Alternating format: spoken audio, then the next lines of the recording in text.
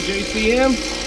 It's a bit noisy. We're here at the JCM, the 3-hour endurance. We are delayed for some fog, but that's okay. Just wanted to.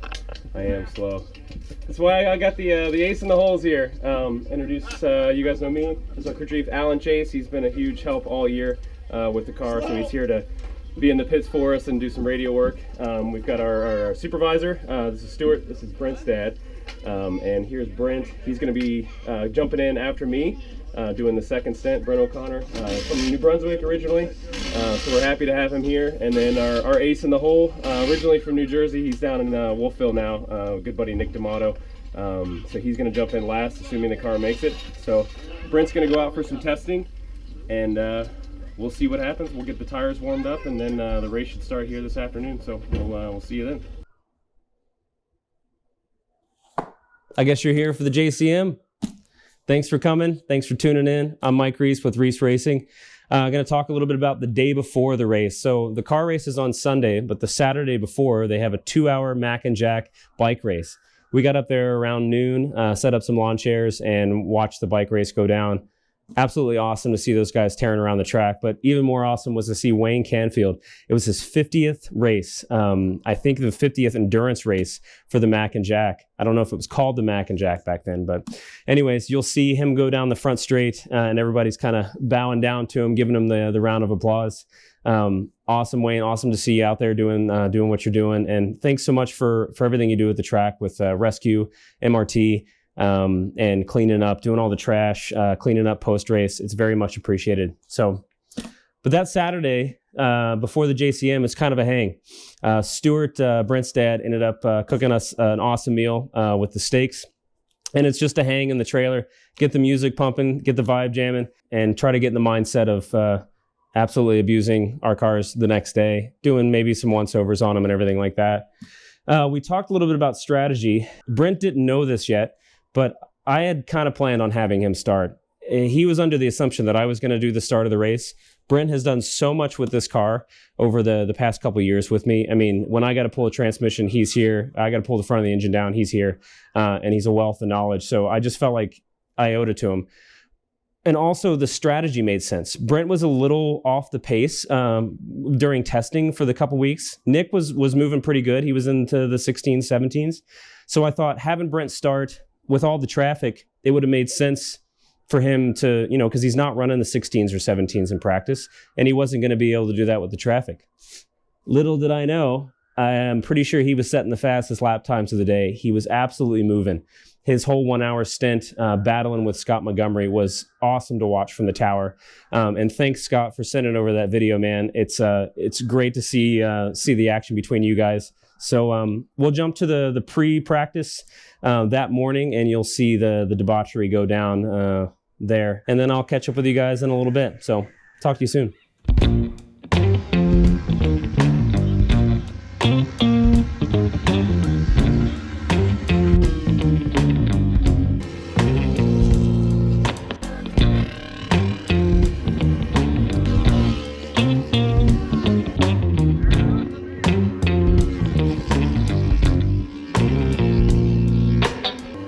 Sometimes I feel like a ship on the water, flow without a care.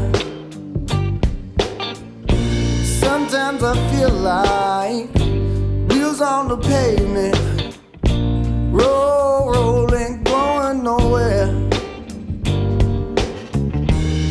You can't call me lazy, 'cause you call me daydreaming.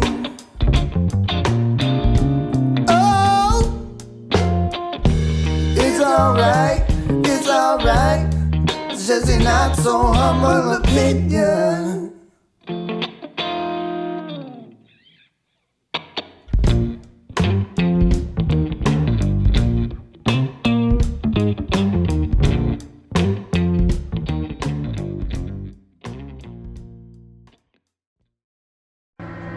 All right, Brent's out right now. We had a coolant leak because I didn't put the cap on.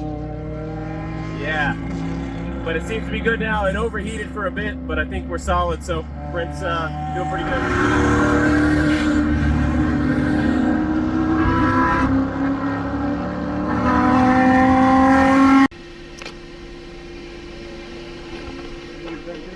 So I'll crank it. Coolant cap on the overflow was off, and ended up boiling over. We lost a ton of coolant in the paddock, so Brent was out, and it's starting to overheat. So we'll see what we can do. All right, Brent's heading off. We think we got it. It took about 2 liters of fluid, so we'll see. He's going to go out and see if the temperatures are set, but I hope that solved the issue. So.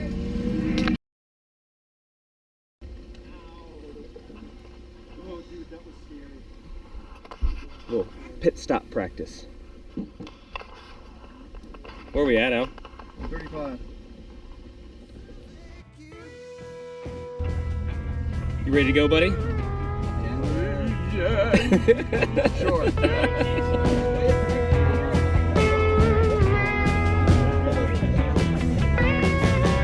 I wanna spend my days in New Orleans sun. I wanna spend my days playing music for everyone. I wanna spend my days on Bourbon Street. I wanna spend my days playing. How are you feeling before the race? We'll see this. We're running okay, but we only made it 45 minutes into this race. Okay. Of course, so we're going for 46. Sounds good. Good luck, man. Have a good race. Feels right, and it's happening every night. I wanna spend my days in New Orleans sun. I wanna spend my days playing music for everyone. I wanna spend my days on Bourbon Street. I wanna spend my days playing. Ready to do it? I am. Good luck, man. All right, I'm back. I'm going to talk a little bit about the JCM itself, the Jack Canfield Memorial Race. It's a 3-hour endurance race, longest race I've ever done. They require 2 mandatory pit stops. About 21 cars started this race. It's a benefit for AMP. All the profits and everything go to AMP. It's more of a get everybody out, have a good time. It's become really competitive over the years. The marshals usually pick the qualify order. We don't have a qualify for this race, so the marshals kind of pick and choose and make it fun, either with bribes or whatever you need to do to try to get up front. Unfortunately, since it's gotten so competitive, that doesn't always work out the best when you get 21 cars entering turn 2 at speed. So you'll see a little bit of that kerfuffle. I kind of muted some of that stuff, but it was very interesting second lap. And you'll see where we end up. So our two pit stops, we did the best we could. Basically, just drive as fast as you can. Our strategy there is to refuel every pit stop. One of the rules, and you'll see on the second pit stop, you cannot touch the car while you're refueling. Our plan was the driver gets out and does the refuel. The whole point is to make sure that there's safety involved. Everyone's focused on the fueler. If there's a flash up or a fire, there's nobody in the car to worry about. So at this point, Brent's going to pull out, get ready for the start. We actually pull up on the grid or in pit lane to take our annual JCM photo, which is supposed to be kind of this high and proud moment. Everybody's standing in front of their cars, and it turns out to be a pretty good shot. Unfortunately, we were facing the wrong way because we were dealing with an issue, and you'll see that coming up. So enjoy the race footage. It's pretty sweet, and I'll see you at the end of the race.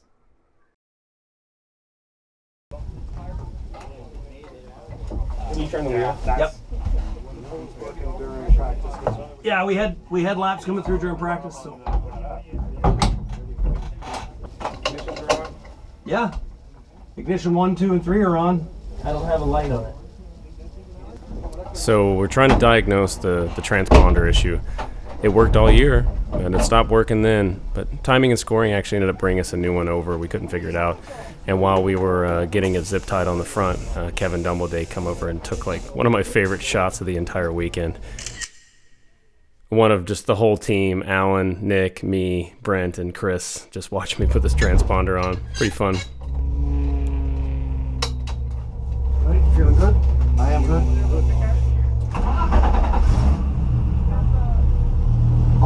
best, and I'll pay for whatever I break. But I won't break anything. You're all right, buddy. See ya, man. Yeah, man. Have fun, brother. Woo! Hey, buddy. Good luck, brother. Good to see ya. Enjoy. I will. Hey, clear the track.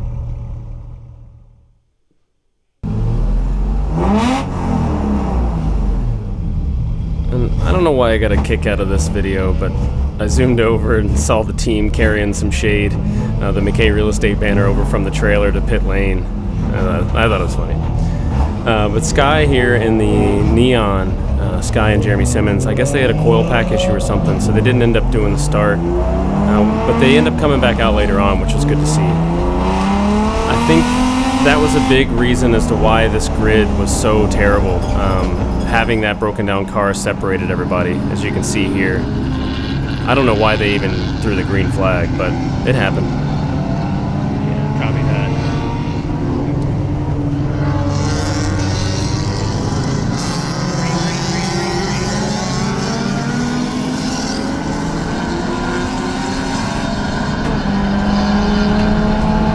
So this is time for Brent just to, you know, reel it in. There's not one on the first lap, so just work your way up through the traffic. Make sure you got a nice gap.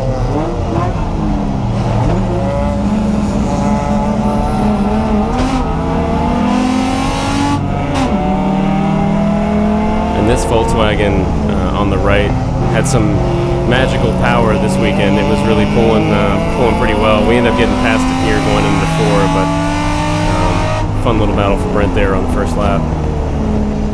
So this is entry to turn 2 on the second lap. There's a little bit of a collision here in turn 2. This is when Brent takes the opportunity to move to the right and get on the outside of Scott Montgomery in the white Civic there. And that was a really key moment in the race. Him and Scott have an incredible battle coming up.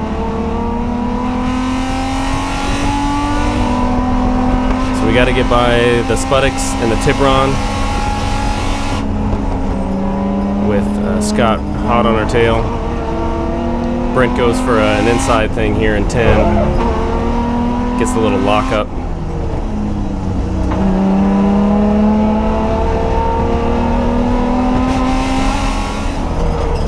So I'm going to go to Scott Montgomery's in car here and show you what it looks like from his view.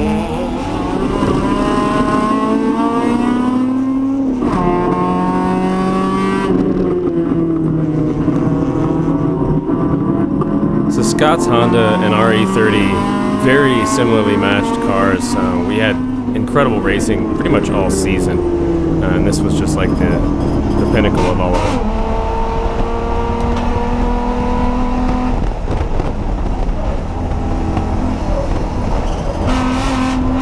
I'll go to Scott's N car again, and just watching him try to get around.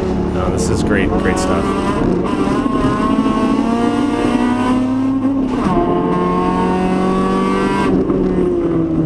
I'm in the tower at this rate, just like biting my fingernails watching this race. It was so good. So I got my phone out and took some tower video.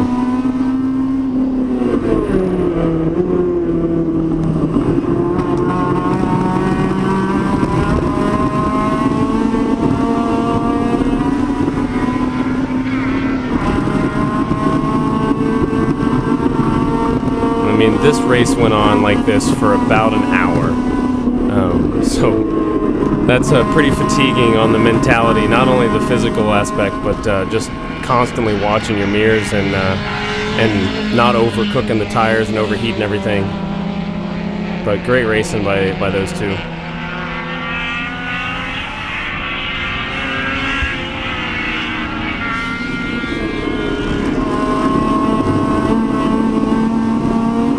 Scott tries to go for the move here in turn 1. And Brent just ends up slamming the door shut on him.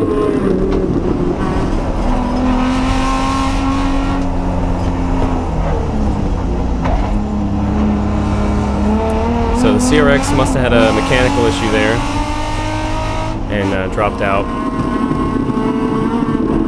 Scott goes for it again, but he gets it done. Side by side going down the hill into turn 2.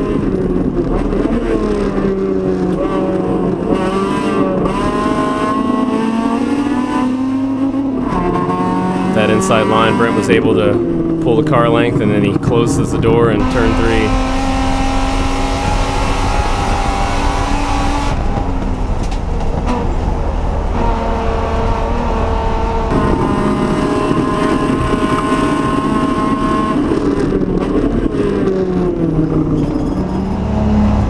This here is a pretty crazy moment in the race.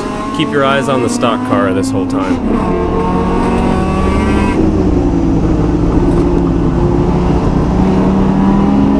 This gets a little hairy.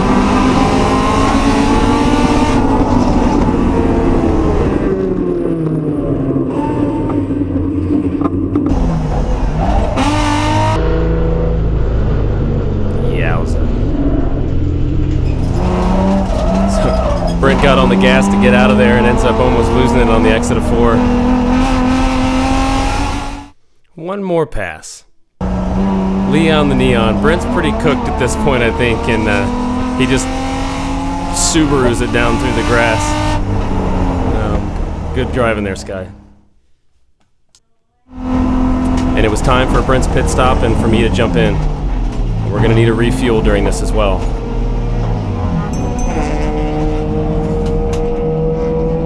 So Nick D'Amato jumps over the wall and starts checking pressures. He notices the front right is down about 10 pounds.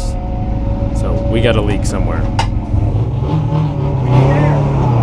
So I jump over and check it. I check it again. And I check it again. I don't know. We just jump in. We couldn't figure out what it was. We added air to it and just figured we'd send it. We didn't really have time to change it at that rate.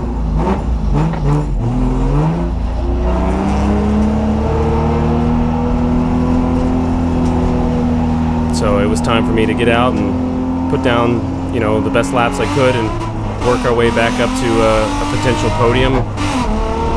But unfortunately, I got stuck behind the safety car. But we took this opportunity when the safety car actually points me by because I'm a lap down from the leaders. I go into the pits just taking advantage of this time to see if the pressure came back down. And if it come back down, then we were going to change it. So Nick jumps out, checks it. Let's change it.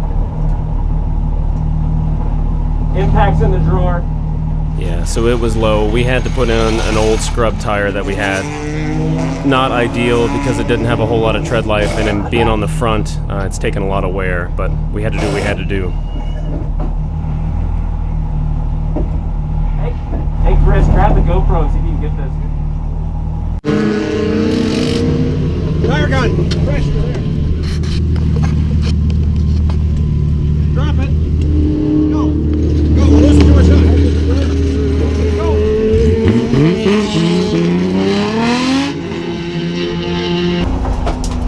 So I'm coming out during the safety car and I end up squeezing right in front of Andy Mitchell's Miata. And we were back to green at this time, so I was going to go for a pass on the inside, but just backed out of it and held on. So I'm going to try to go to the outside of Cal here in the entry to 1. And I love racing with Cal, man. He's a fantastic driver.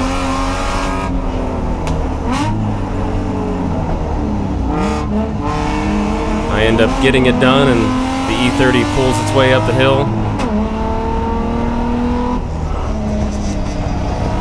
So I had another pass here on the Miata, but unfortunately we got ourselves another safety car.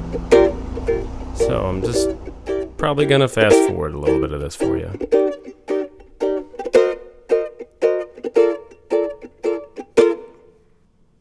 Safety car goes away, but it was about another 30-40 minutes of not a lot of car-to-car stuff. But it was time for me to pit, and time to get Nick D'Amato in. We are ready for you. Everybody's on the same page, here he comes.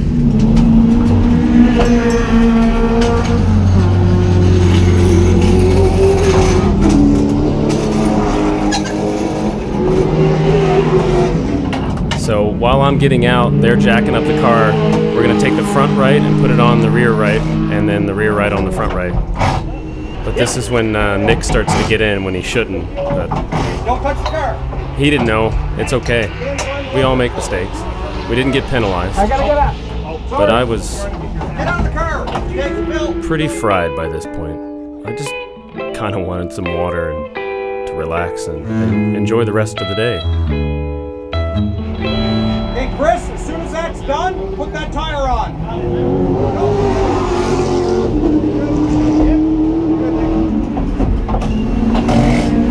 All right, in Nick goes. Time to really bring it home. We've been at this for about 2 hours now. Adrenaline was pumping, but we were excited to even be this far. Yeah, go, buddy, go.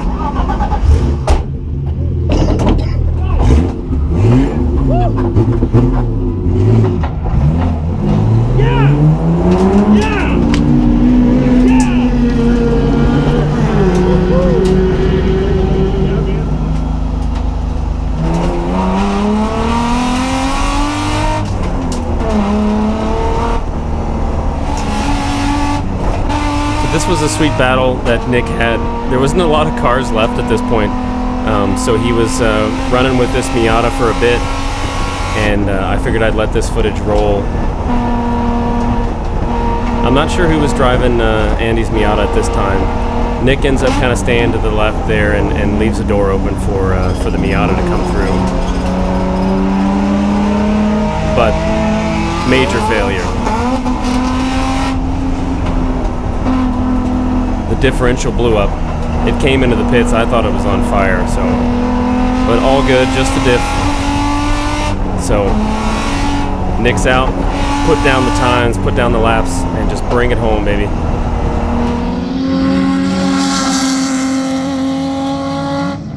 But then we had another safety car. Well, that's okay.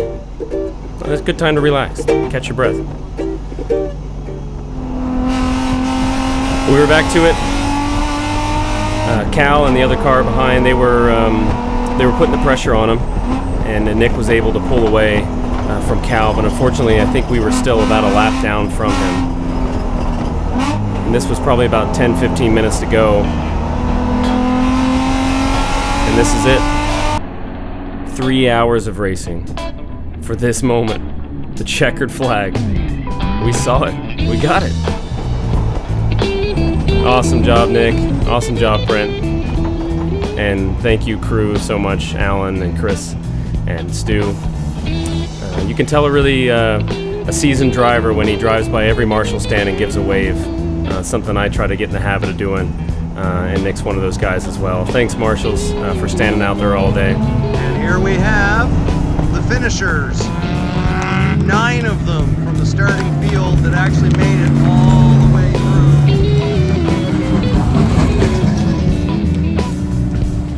Including our very own Nicholas D'Amato. Here's our yellow T-Rex.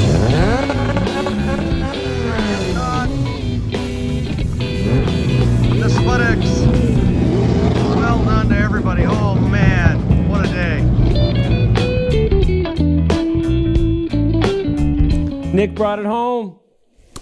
He brought it home in 5th place out of 21 cars. That's not too bad. I wanted to be up a little bit higher, but with the 169 horsepower, we did the best we could, and some tire changing. Congrats, Lee Pettipaw and the team for taking 1st place. Awesome to win that race. We could have gotten 4th, I think. Cal and the red Miata took that away from us. I think with the flat tire on the front, on the first pit stop with me, and then the second pit stop, we had to change and flip those 2 tires on the right because the one in the front was a little bit scrubbed. But anyways, the team, Alan Chase, Chris Charles, and Stuart O'Connor, thanks guys for being there, running the radios, and just making the whole weekend just a heck of a good time. And thanks to all the marshals and all the volunteers and MRT. These races wouldn't happen without you, so very much appreciated. it's a lot that goes into these races, and we're just trying to get out there and have as much fun as we can. Thanks to the sponsors for the car for this season, McKay Real Estate here in Wolfville, Buyer's Choice Home Inspections with Alex Pay. You've been on board since the beginning when I built this car 3 years ago, so thanks a lot, man. Very appreciated. Loop Automotive in Halifax. They do vinyl wrap. They do automotive repair. Hank and the guys, they know what they're doing. They have helped me with the vinyl wrap on this car. They've done everything with this. And anytime I need a new cut, they're there to do it. So thanks, Hank. Really, really appreciate it, and phenomenal work. And Great North Performance in Toronto. Mike, you've sponsored my cars since I was running the WRX and Rallycross, and he's got some parts hanging on this thing with the adjustable end links. So thanks, Mike, for staying on board with me. Thanks for watching all season. I hope you enjoyed all the videos that I've done. I think I'm going to stay in GT4 and run this M20 in this car for the rest of this year. It's January now, 2024. It is windy as all get out outside, if you can hear any of that. So hopefully this actually turns out well. But anyways, really appreciate you guys tuning in. I'm Mike Reese. This is Reese Racing. We'll catch you on the next one.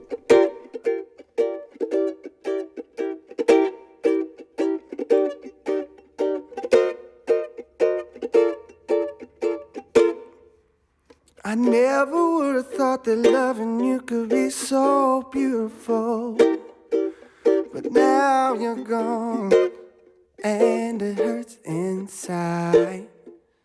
You and me could have been something wonderful. So I guess I messed up, but baby, you did too. Ooh, 'cause now I've got you, and I've got you in a bad place in my mind all of the time. When you said goodbye, I nearly died.